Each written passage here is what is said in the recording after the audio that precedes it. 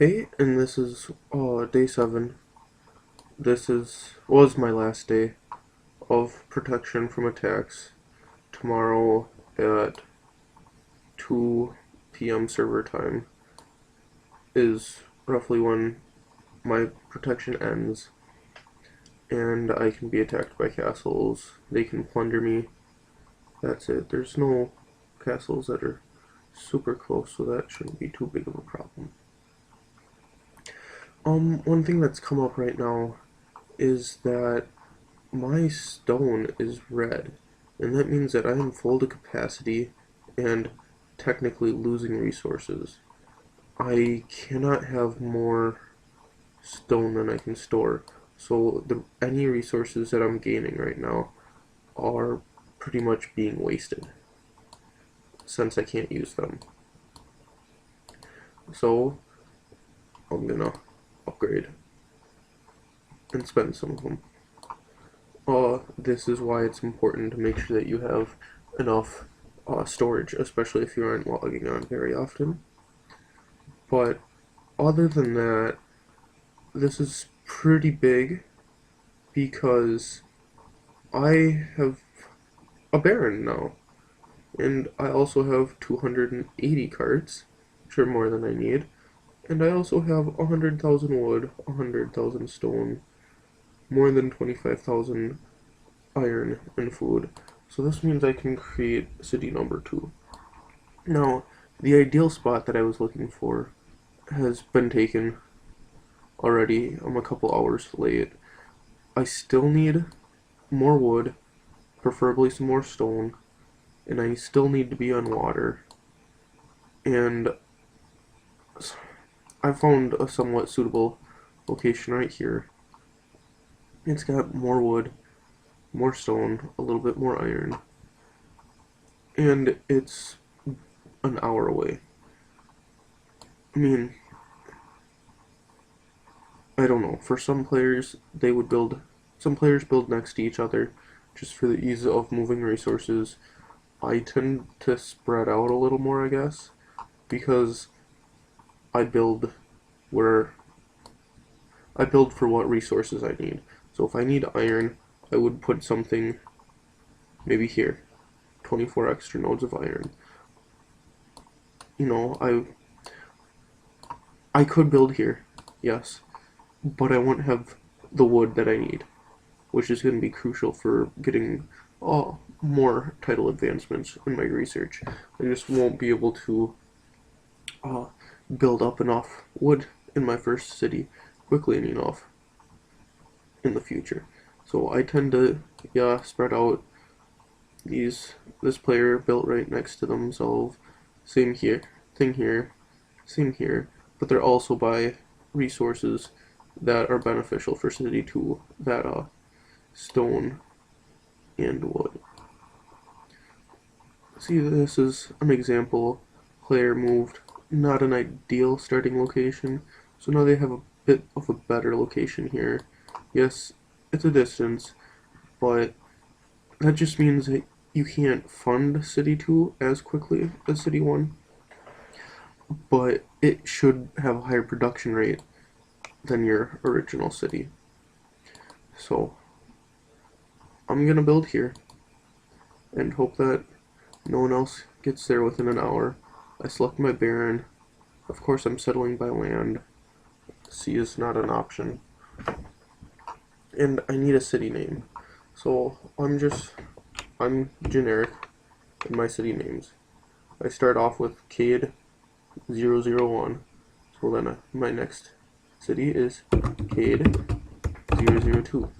And I need 2 zeros in front because I want to keep my cities in order, and I will reach at least 100 cities. So that city's off. It'll land in an hour. I'll let it sit until tomorrow so I can kind of show you what my strategy is going to be with that city. Now, this is another important thing, is you don't have to spend your quest resources as soon as you get them. I have this quest for a city score hitting 2k, and I get 4,000 wood and 4,000 stone.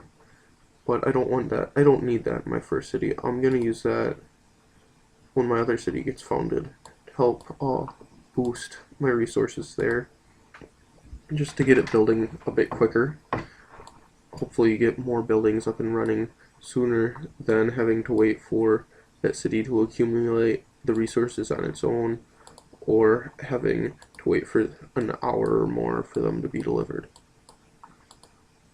So now I'm pretty much in production mode. I want to get a higher production rate, especially in wood and stone in my main city, and I'm also gonna think about maxing out my food production pretty soon, because it is kicking my butt especially for the purified resources I'm gonna need.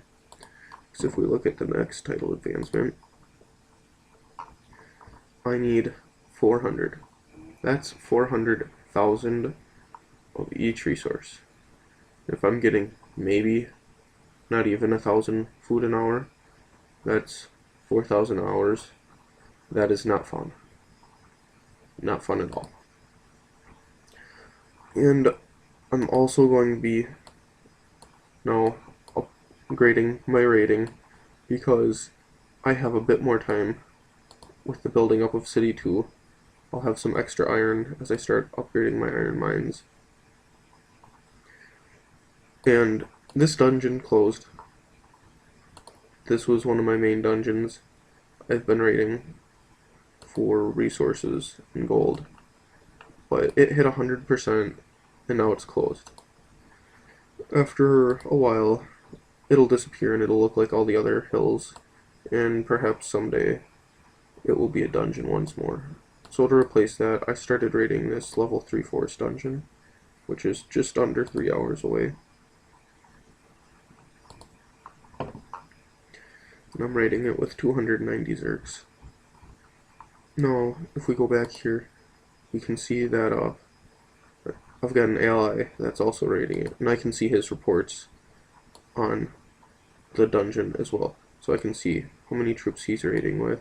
This can be useful to determine how much can be pulled from the plunder of this dungeon. He can hold over 3,000 resources, but he's not getting more than 2,400. Similar here. So that means I can hold just over what I'm getting, pretty much. So within a day or so, I'd say I'm gonna start maxing out, where I need to either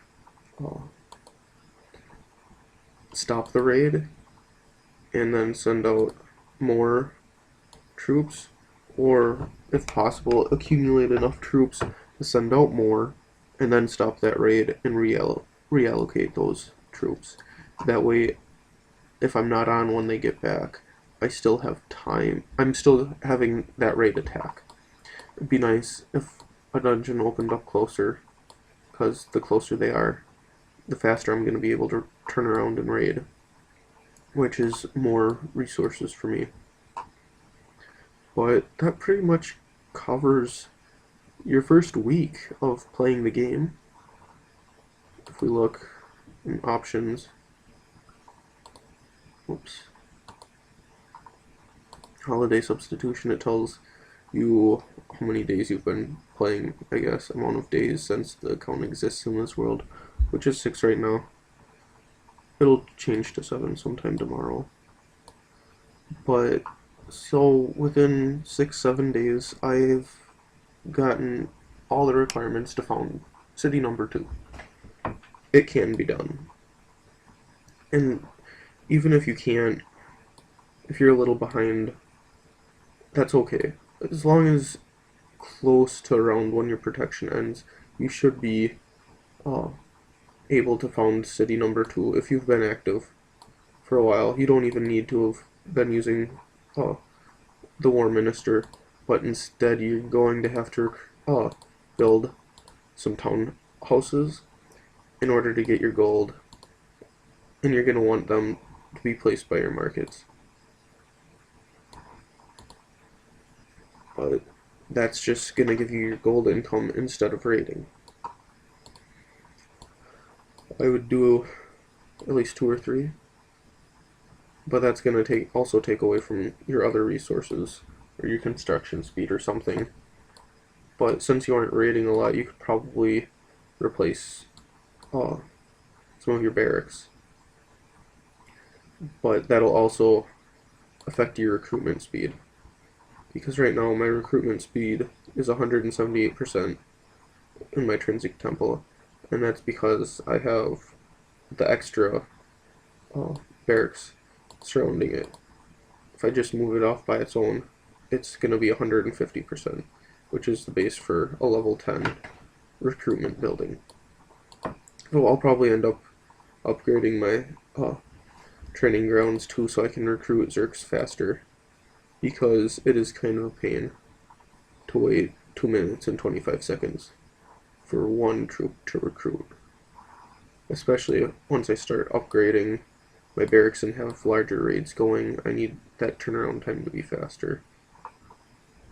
And right now, I'm at 6 hours for a Baron. I probably, well, depending on what strategy I take, I'll either be recruiting my next Baron from here, or I will also have to have City 2 with the ability to recruit a Baron, which it kind of takes away from the resources. But that's what I'll need to be able to travel to a different continent to settle, where some of my allies are going to be congregating.